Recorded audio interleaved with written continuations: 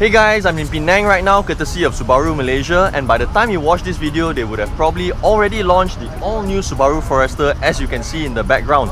But before that, they decided to give us a sneak preview on an epic drive from Penang all the way to Bangkok throughout 4 days, covering over 1,200 kilometers.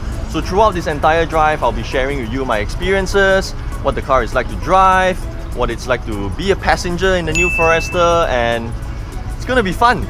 So as you can tell from all the number plates, these are all Thai registered cars with Thailand specifications, so these may not necessarily reflect on the models that we'll be getting in Malaysia, so we will not dwell too much on the specifications. So in case you're wondering how the new Subaru Forester fares in terms of luggage space, check this out.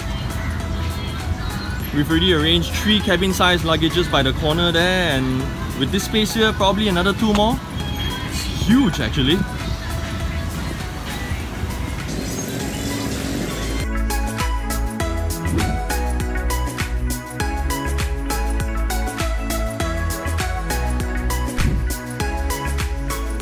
So we've just arrived at the border after what seemed like forever to cover about just over 100 kilometers from Penang all the way here. As you can tell from the first look, not much has changed actually as to how the Forester looks, especially on the outside. Minor tweaks in the front, still a relatively similar side profile. Back is probably where the most significant change is, with this new tail light design. And if you've seen my Taiwan video, you would know that this is supposed to depict the sort of movement of the pistons in a boxer engine. Probably get a clearer view of this. So one piston here, one piston here, and then, you know, the boxer engine movement. Look at how comfortable this guy is lah. I mean, granted the seat is pushed a little forward, but damn, have you seen anyone sleep like that in the car? Or at least in the back of an SUV? If there's one thing I noticed that is severely lacking in this rather high quality cabin, is a good sound system, man. I mean, granted the display can be improved as well, but I think when the bass kicks in, it's quite weak and hollow actually, if you ask me. And look, we've already set the bass to maximum, man. Check this out. Yeah, I mean, something needs to be done lah. I think some attention needs to be given in this. So a lot of y'all have been complaining, or sort of at least commenting on the fact that this car doesn't come with the turbocharged engine anymore, that it's still the same old engine from before, and it's perhaps underpowered and all that. So driving out of the city from Hat Yai onwards to the highway towards Hua Hin, it's going to give me a good gauge on how the car actually feels like in the urban environment. So can't wait to update you. We've only done about 8 kilometers so far. We've got 692 to go. But in hindsight, man, having driven the car like so freaking slowly, stop, go, power is actually, I don't know, what's the word for it? Sufficient? Sufficient, adequate. Yeah, sufficient, adequate. Yeah, I mean below 80, 100 in urban areas, constant stop-go traffic, which we will be in most of the time, you know, whether you're in Masjid Jame or you're on the LDP or you're Kesas.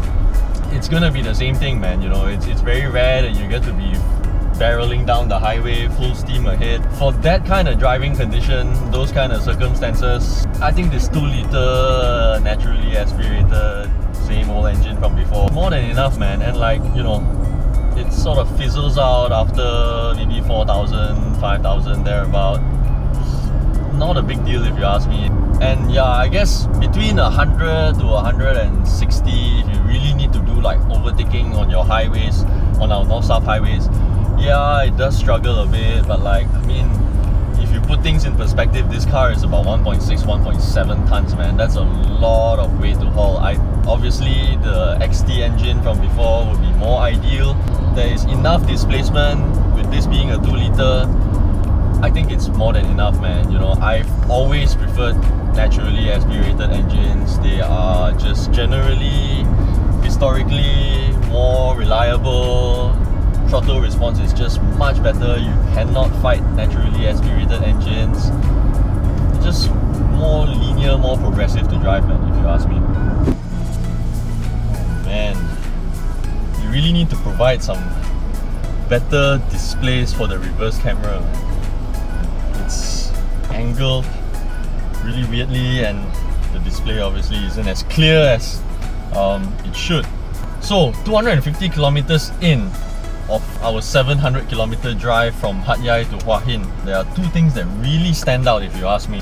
Number one, the ride, man. It's so supple. Like, you can feel the chassis is really stiff, really rigid, but at the same time it's not jolty. It's so comfortable. The other time when I drove the car in Taiwan, they allowed us to drive the old one on a go-kart track, and then immediately after that jumped into the new one. Immediately you notice, man, especially through the corners, the car doesn't sway as much, doesn't roll as much. It's very flat, very rigid, but not uncomfortable. It's very impressive. I used to think these things were all gimmicks and stuff. The other thing about assurance as well, which is the second thing that I really like about this car, it's the all-wheel drive system, man. Like, nothing beats Subaru's all-wheel drive system. I mean, you get the same one in the CX-5, in the CR-V as well, but that's more front bias. It's mostly front-wheel drive all the time, and when needed, you will be, you know, all-wheel drive. But this one is full-time, all the time, all-wheel drive. Power fed to all four wheels equally, clawing onto the road. The kind of grip that you get, the kind of assurance that you get is just second to none, man. And I think, personally, this is my opinion, and I dare stick my neck out and say even the Honda guys and the Mazda guys would have a hard time trying to deny that. Just going through the bands, you know, whether it's tight bands, long swooping bands, the kind of assurance that you get from whether this car or the Subaru XV, which I really liked, it's second to none, I think. Why you would buy this car? I think those two reasons would be absolutely it. This one has a very decent design, quality interior. It's a very familiar cabin. Granted, not much has changed, but it's not lacking in terms of quality. You get so much headroom, and because of the longer wheelbase now, you get so much leg room. Seats are able to, the rear seats are able to recline as well. Between, you know, this Subaru Forester, the Honda CR-V and the CX-5, I think the handling, the sheer assurance, the traction that you get from the all-wheel drive system is the reason you would buy this car. I really like this car. It's not so much of a looker, that much I would say. You know, it's got a decent, acceptable design. Some may have problems with the rear tail lights, but hey man, subjective, these kind of things. But man, the all-wheel drive system on this car is really something else.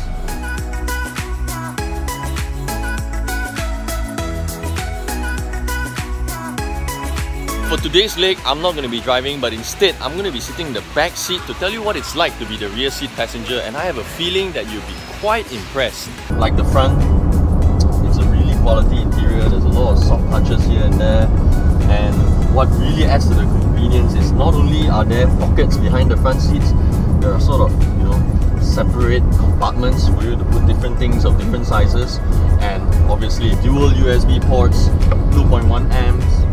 I think it's been really convenient for us throughout the journey, especially for me with a couple of GoPros, having to record and charge at the same time. It's been superb. I think the biggest improvement being in the back seat here is the ride quality. Just like my drive partners pointed out, the previous car felt like, you know, it was a bit sort of bouncy when it's going through the bumps and all that. It sort of bounces a bit, yeah, when it tries to go over the bump and sit, but yeah, it bounces a bit more. But with this though, as you go over a bump or undulations, sit very nicely as the car lands, and I think it's one of the sort of profound, unnegligible traits of the new Forester. I'm not gonna lie to you, it's no S-Class, it's no 7 Series, it's no Lexus LS, but hey man, for something in this segment, for it to handle that well, yet offer this level of comfort, I think you'll find it quite impressive. It's really something that you, along with your family, have to experience, try out for yourself in the car itself to believe what I'm saying. So finally, it's done. Penang to Hua Hin to Bangkok, 1,200 kilometers, 4 days. It's finally over. There are a few things I can take away from this new Forester. Number one, performance, man. It may not have the most impressive figures, but switch between the two modes, sport and normal driving mode, man, what different character the car can be. It can be a very relaxed, very comfortable, family-friendly SUV to drive around in comfort around the city, yet when you pop it into sports mode, what a different car, what a different SUV it can be. And the other thing is fuel economy, man. Very surprising. Yesterday we were traveling between 100 and 130, some parts really aggressive with the throttle, yet one full tank, about 750 kilometers, 4 passengers, 4 cabin size luggages, and a fair bit of fooling around. Yet from Hat Yai to Hua Hin, one tank, 700 plus kilometers. That's pretty mad if you ask me.